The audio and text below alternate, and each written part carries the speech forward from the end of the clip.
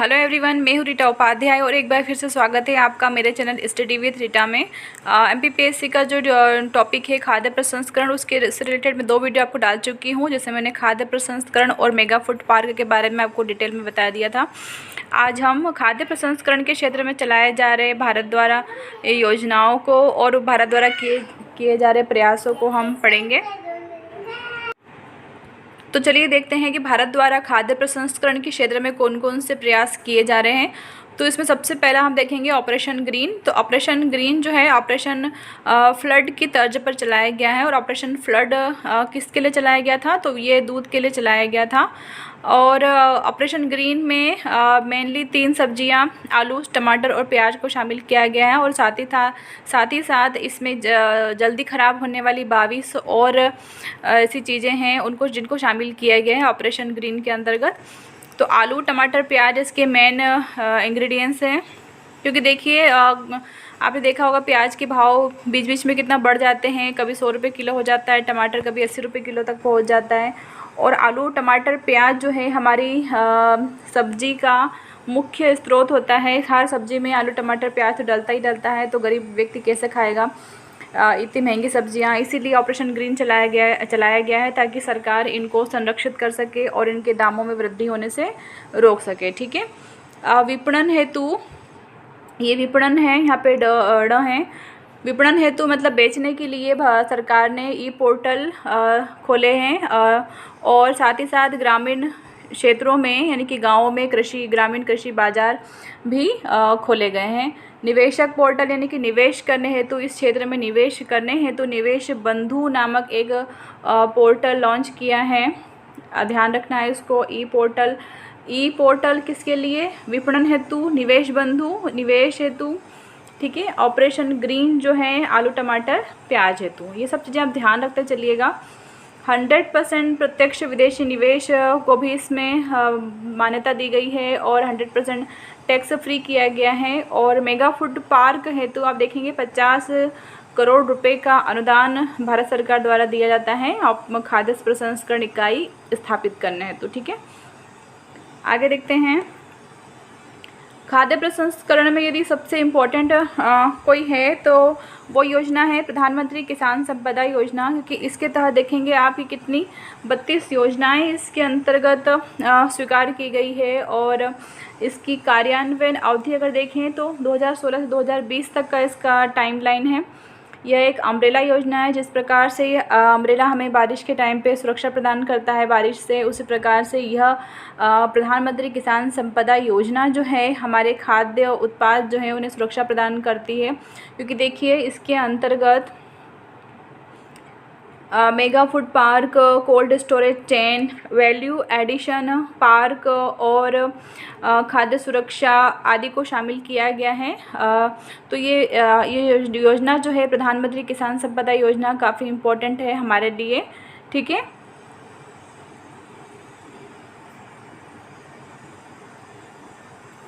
अब इसके उद्देश्य देख लीजिए क्योंकि ये इम्पोर्टेंट है और मेंस की दृष्टि से भी यह योजना जो है हमारे लिए महत्वपूर्ण हो जाती है। इसलिए आप इसके उद्देश्य भी देखते चलिए कि प्रधानमंत्री किसान संपदा योजना का उद्देश्य क्या है। तो इसका मुख्य उद्देश्य है रोजगार सृजन करना, ग्रामीण क्षेत्रों में रोजगार वृद्धि करना, फसल बर्बादी को रोकना, आधुनिक कृषि तकनीकों की शुरुआत करना, किसानों की आय में स्थिरता लाना। क्योंकि देखिए बारिश के टाइम पर कभी कभी फसल बर्बाद हो जाती है तो किसान की आय बिल्कुल जीरो ही पहुंच जाती हैं। फसल बर्बादी यानी कि आपने देखा होगा कि लॉकडाउन के दौरान एक मैंने सीन देखा था टीवी पर कि एक व्यक्ति अंगूर से भरा हुआ ट्रक था उसके पास और वो पूरा का पूरा फेंक के चला गया था उसे। तो फसल बर्बाद हो जाती है। अगर हम खाद्य प्रसंस्करण के द्वारा उस अंगूर से यदि हम वाइन बना लेंगे तो वो काफ़ी टाइम तक टिकी रहेगी हमारे पास। उसकी लाइफ जो है उस अंगूर की वो बढ़ जाएगी वाइन बनने के बाद। पर अंगूर को हम ज़्यादा टाइम तक स्टोर करके नहीं रख सकते हमारे पास। उस तरह से टमाटर जो है, टमाटर को हम ज़्यादा टाइम के लिए अपने पास नहीं रख सकते हैं। तो उसे भी लोग सड़क पे फेंक देते हैं। कभी कभी उनके जो कीमत होती है, उनकी लागत कीमत भी वो उनको सरकार की तरफ से नहीं मिल पाती है न्यूनतम समर्थन मूल्य में। तो वो अपने सड़क पे फेंक के चले जाते हैं। तो यदि उसी टमाटर से हम यदि क्या सॉस बना लेंगे, यदि हम उससे केचप बना लेंगे तो वो क्या हो जाएगा, टमाटर ख़राब होने से बच जाएगा। तो यही सब काम किस में होता है, मेगा फूड पार्क में होता है। ठीक है, कोल्ड स्टोरेज जो है उसमें अगर हम उसको रख देते हैं फसल को, तो वो काफ़ी टाइम तक वहाँ पे चीज़ें स्टोर रहती हैं। आप देखेंगे अभी पहले सिर्फ सीजन की फल और सब्जियां हमें खाने को मिलती थी, पर अभी आप देखेंगे कभी भी हम कोई भी सब्ज़ी आपको ठेले पे दिख जाती हैं, बे टाइम सब्जियाँ मिलती कैसे हैं, तो वो सारी सब्जियाँ कोल्ड स्टोरेज की होती हैं, जो कि फिर बाद में बिना बेमौसम के टाइम पर जब निकालते हैं उन सब्जियों को बाहर, तो उनके दाम भी क्या हो जाते हैं, बढ़े हुए रहते हैं।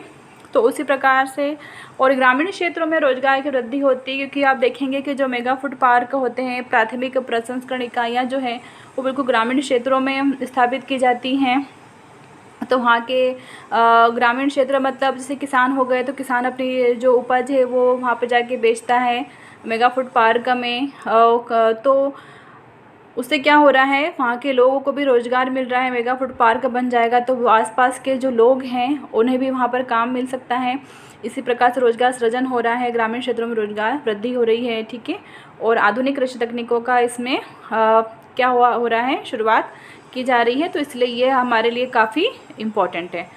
ओके, आगे चलते हैं। अन्य प्रयास अगर देखें तो हमारी भारत सरकार जो है उसने खाद्य प्रसंस्करण हेतु ही विश्व खाद्य इंडिया का आयोजन किया था 2007 में, जो कि दिल्ली में किया गया था, जिसे कि हमारे राष्ट्रपति ने भारतीय खाद्य का कुंभ मेला कहा था। क्या कहा था उसे, भारतीय खाद्य का कुंभ मेला कहा था। और एक है फूड रेगुलेटरी पोर्टल की घोषणा की गई है। यह क्या है, एक राष्ट्र और एक खाद्य जो कानून लाया गया है, जिसे आपको अलग अलग जगह पर जैसे राशन, जैसे लॉकडाउन लग गया था अभी, तो मान लो कभी कोई महाराष्ट्र का कोई व्यक्ति है और वो एमपी से गया है वहाँ जॉब करने के लिए, तो उसे वहाँ राशन पाने की बहुत दिक्कत हो रही थी। जो उस टाइम पर क्या सरकार जो है फ्री में राशन बांट रही थी, पर वहाँ पे उसको नहीं मिल पा रहा था। तो ये परेशानी समस्या को देखते हुए प्रधानमंत्री ने एक राष्ट्र और एक खाद्य कानून लागू किया, जिसके लिए अब एक ही राशन पूरे भारत में लागू होगा। अगर आप एमपी के हैं और आप कहीं भी किसी भी अदर स्टेट में जॉब करने के लिए जा रहे हैं, तो आप उसी राशन कार्ड से वहाँ पर जाकर के अपना राशन वहाँ से खरीद सकते हैं, किसी भी राशन की दुकान से। तो ये है फूड रेगुलेटरी पोर्टल जो है, उसी के तहत ये जो है एक राष्ट्र एक खाद्य कानून के लिए रणनीतिक रूप से कार्य करेगा यह पोर्टल। ठीक है, आगे चलते हैं। तो अब हम देखते हैं कि राष्ट्रीय खाद्य प्रसंस्करण नीति भी लाई गई थी सरकार के द्वारा, जिसमें क्या किया गया था, देश के कोने कोने में खुदरा बाजार और राष्ट्रीय शीत श्रृंखला ग्रिड निर्माण किया गया था इसी के तहत। और अन्न देवो भवो एक कार्यक्रम आयोजित किया था, जिसमें बताया गया था कि पारंपरिक फूड के साथ साथ प्रसंस्कृत फूड के बारे में लोगों को जानकारी दी गई थी कि आप जो हमारे पारंपरिक व्यंजन हैं उनके साथ साथ आप प्रसंस्कृत फूड जो है उनके बारे में भी जानिए, उनके बेनिफिट्स को देखिए। तो उसके प्रति लोगों को जागरूक किया था। तो अन्न देवो भव एक प्रोग्राम हुआ था प्रसंस्कृत फूड के लिए। ठीक है, आगे देखते हैं और क्या दिया है इसमें। अब हम चलते हैं खाद्य प्रसंस्करण से जुड़े अनुसंधान संस्थान कौन कौन से हैं। तो भारतीय खाद्य प्रसंस्करण प्रौद्योगिकी संस्थान है, जो कि 1967 में तंजावुर तमिलनाडु में स्थापित किया गया था। ये इम्पोर्टेंट है। एक है निफ्टेम, आपको इनके साथ साथ इनके शॉर्ट फॉर्म भी याद रखने हैं। एक है निफ्टेम, राष्ट्रीय प्रौद्योगिकी उद्यमशीलता एवं प्रबंधन संस्थान, ये 2012 में स्थापित किया गया था सोनीपत हरियाणा में। और केंद्रीय खाद्य प्रौद्योगिकी अनुसंधान संस्थान 1950 में मैसूर में स्थापित किया गया था। और एक है कृषि और प्रसंस्करण खाद्य उत्पाद निर्यात विकास प्राधिकरण, 1985 में इसकी स्थापना हुई थी। इसका नाम शॉर्ट फॉर्म है एपीडा। क्या है, एपीडा। ठीक है, तो ये कुछ अनुसंधान संस्थान हैं जिनको आपको याद करना है। अब ये कृषि अनुसंधान संस्थान जो एपीडा है, तो उसका ये क्या काम करता है, इसमें ये संस्थान जो है कुछ लिस्टेड खाद्य उत्पाद हैं जिनको संरक्षित करना, जिनका उत्पादन करना, जिनका निर्यात करना, ये सारे काम ये देखता है कौन, कृषि और प्रसंस्करण खाद्य उत्पाद निर्यात विकास प्राधिकरण ही देखता है। कुछ लिस्टेड चीज़ें हैं जैसे कि पेय पदार्थ हो गए और फल सब्जियां हो गई, और भी बहुत सारे उसमें दिए गए हैं लिस्टेड उत्पाद में। और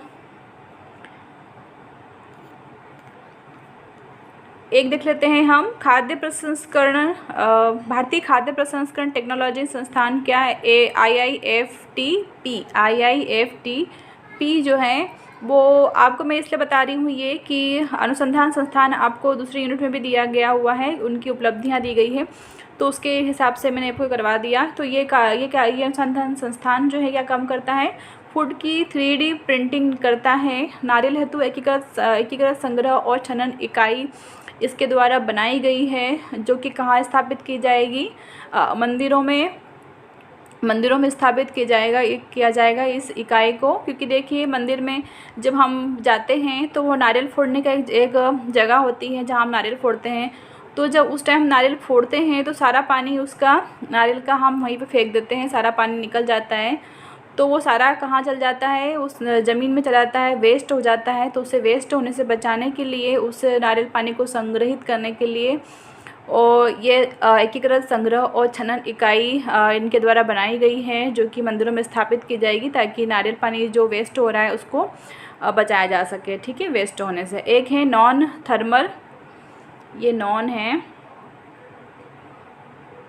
non thermal cold plasma treatment इकाई जो है वो दूध के लिए लगाई गई है। तो इसमें क्या होता है, जो मंदिर है वहाँ पे जैसे कि ज्योतिर्लिंग अगर देख लें, भगवान शिव को जो दूध चढ़ाते हैं लोग, तो सारा दूध क्या हो जाता है? वेस्ट हो जाता है। बाहर को गरीब बैठा रहेगा पर उसको कोई देना पसंद नहीं करता है, पर वो अंदर मंदिरों में ज़रूर बाल्टी भर भर के चढ़ा के आ जाते हैं लोग।